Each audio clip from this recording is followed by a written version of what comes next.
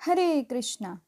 स्वागत है आप सभी भक्तों का राधा कृष्ण भक्ति पथ में, जो कि कृष्ण भावनामृत हेतु बनाई गई है।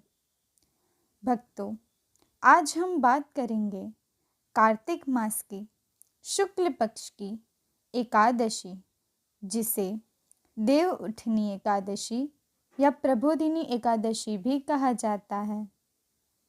यह वही पावन तिथि है जब स्वयं भगवान श्री हरि विष्णु 4 महीने की योग निद्रा के बाद क्षीर सागर से जागते हैं। इन 4 महीनों को चातुर्मास कहा जाता है, जो आषाढ़ शुक्ल पक्ष की एकादशी से प्रारंभ होकर कार्तिक शुक्ल एकादशी तक चलता है।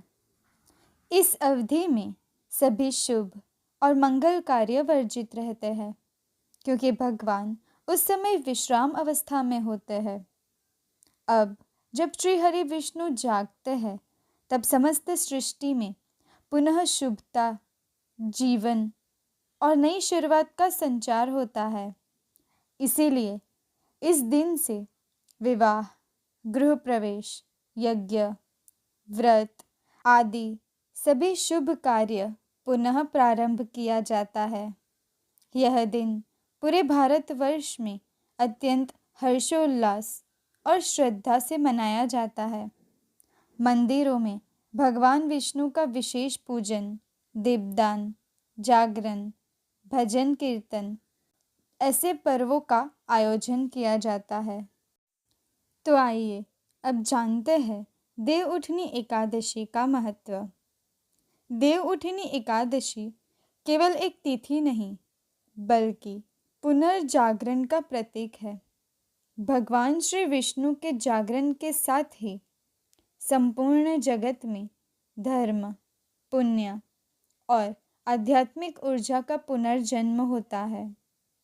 शास्त्रों में कहा गया है, एकादशी व्रतम पुण्यम सर्व पाप प्रणाशनम, अर्थात एकादशी व्रत सभी पापों को नष्ट करने वाला और मोक्ष प्रदान करने वाला है। जो भक्त इस दिन उपवास करता है, दीपदान करता है या भगवान विष्णु का कीर्तन करता है, उसे अश्वमेघ यज्ञ के समान पुण्य प्राप्त होता है। देव उठनी एकादशी के दिन भगवान के जागरण से समस्त देवता भी प्रसन्न होते हैं और धरती पर फिर से मंगल कार्यों की अनुमति मिलती है। यह दिन जीवन में नव जागरण और आत्म साक्षात्कार का प्रतीक है। जैसे भगवान विष्णु जागते हैं, वैसे ही हमें भी अपने भीतर की चेतनाओं को जगाना चाहिए। तो आइए अब जानते हैं कि देव उठनी एकादशी कब है। उत्थान एकादशी या फिर प्रबोधिनी एकादशी तारीख 2 नवंबर 2025 रविवार को आने वाली है और उसका पारण है 3 नवंबर 2025 सोमवार को सुबह 6:42 से लेकर 10:29 तक है। भक्तों, तो अब जानते हैं इस दिन की पूजन विधि के बारे में। देव उठनी एकादशी को सुबह ब्रह्म मुहूर्त में उठकर स्नान करें और स्वच्छ वस्त्र धारण करें। पूरे घर को अच्छे से साफ करें और पूजा स्थान को गंगा जल से शुद्ध करें। एक स्वच्छ बाजोठ पर पीला या लाल रंग का वस्त्र बिछाएं और उस पर भगवान श्री हरि विष्णु की प्रतिमा या चित्र स्थापित करें। भगवान श्री हरि विष्णु की प्रतिमा को अच्छे से स्नान कराएं, फिर उसे पंचामृत से स्नान कराएं और वापस से एक शुद्ध जल से स्नान कराएं। उसके बाद उन्हें पीले रंग के वस्त्र पहनाएं। भगवान श्री हरि विष्णु के पूजन में उन्हें चंदन, तुलसी दल, फूल, धूप, दीप और नैवेद्य से पूजन करें। नैवेद्य में आप भगवान को फल अर्पित करें। उसके बाद भगवान श्री हरि विष्णु की आरती करें। ओम नमो भगवते वासुदेवाय मंत्र का 108 बार जाप करें। उसके बाद माला जाप करें। माला जाप में आप हरे कृष्ण महामंत्र का जाप कर सकते हैं। दिन भर उपवास रखें। हो सके तो निर्जला व्रत करें। यदि आप निर्जला उपवास नहीं कर सकते तो भोग में भगवान को अर्पित किए हुए फल को प्रसाद के रूप में ग्रहण कर सकते हैं।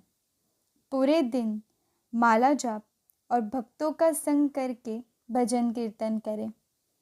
हो सके तो 16 माला अवश्य करें। रात्रि में जागरण करके भगवान श्री हरि विष्णु का कीर्तन करें। दूसरे दिन प्रातः ब्रह्म मुहूर्त में उठकर भगवान श्री हरि विष्णु की पूजा करें और पारण के समय में अपना व्रत खोलें। तो भक्तों, अब हम बात करेंगे देव उठनी एकादशी की कथा के बारे में। पुराणों के अनुसार त्रेता युग में राजा बलि नामक असुर राजा अत्यंत पराक्रमी और दानवीर था। उसने अपने पराक्रम और दान के बल से तीनों लोकों स्वर्ग, पृथ्वी और पाताल पर अधिकार कर लिया था। देवता उसके भय से त्रस्त होकर भगवान श्री हरि विष्णु से सहायता की प्रार्थना करने लगे।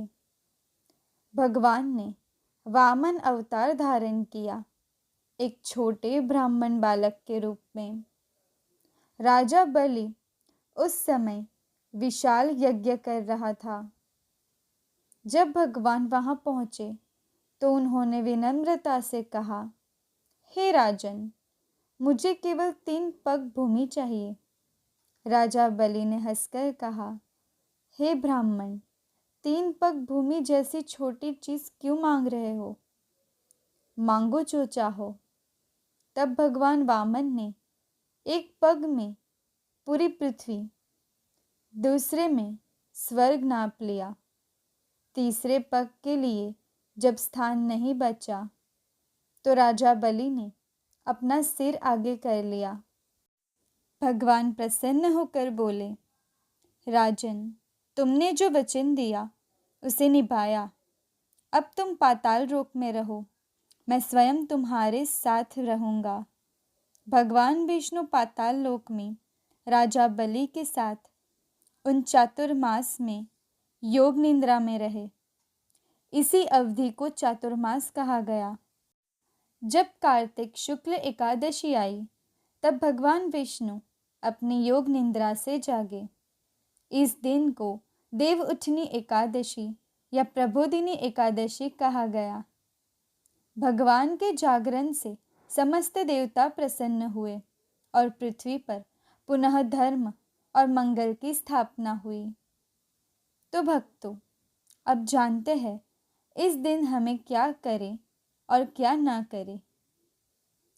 इस दिन प्रातः ब्रह्म मुहूर्त में उठकर स्नान करें और स्वच्छ वस्त्र धारण करें। तुलसी दल, दीपदान और भजन कीर्तन करें। जागरण करें। ब्राह्मणों या ज़रूरतमंदों को भोजन कराएं और दान करें। मन को शुद्ध रखें और दिन भर हरि नाम का जाप करें। हो सके उतना नाम जप और माला जप करें। भक्तों का संग करें और हरि नाम कीर्तन करें। ध्यान रहे, इस दिन मांस, मद्यपान, प्याज, लहसुन जैसे तामसिक भोजन का सेवन न करें। क्रोध, अपमान या झूठ से बचें। रात्रि में अपवित्र आचरण या आलस्य न करें। पारण से पहले अन्न न खाएं। भक्तों, देव उठनी एकादशी हमें सिखाती है कि जैसे भगवान श्री विष्णु 4 महीने की निद्रा से जागते हैं, वैसे ही हमें भी अपने भीतर सोए हुए सत्कर्म और चेतना को जगाना चाहिए। यह दिन आत्म जागरण का प्रतीक है, जब भक्त अपने भीतर के अंधकार से बाहर निकलता है और भक्ति, धर्म, करुणा और प्रेम के प्रकाश में जीवन को पुनः प्रारंभ करता है। भक्तों, देव उठनी एकादशी केवल एक पर्व नहीं है, यह भक्ति का पुनर्जन्म है। यह दिन हमें यह सिखाता है कि जब तक हम अपने भीतर के विष्णु को नहीं जगाते, हमारे जीवन में सच्चा मंगल नहीं आ सकता। इसीलिए इस दिन भगवान श्री हरि विष्णु का नाम स्मरण करें, तुलसी माता की पूजा करें, उनकी प्रदक्षिणा करें और अपने मन के भीतर की भक्ति की ज्योत जलाएं। यदि आपको यह वीडियो उपयोगी लगी हो तो वीडियो को लाइक करें, दूसरे भक्तों के साथ शेयर करें और चैनल को सब्सक्राइब करें। हरे कृष्णा।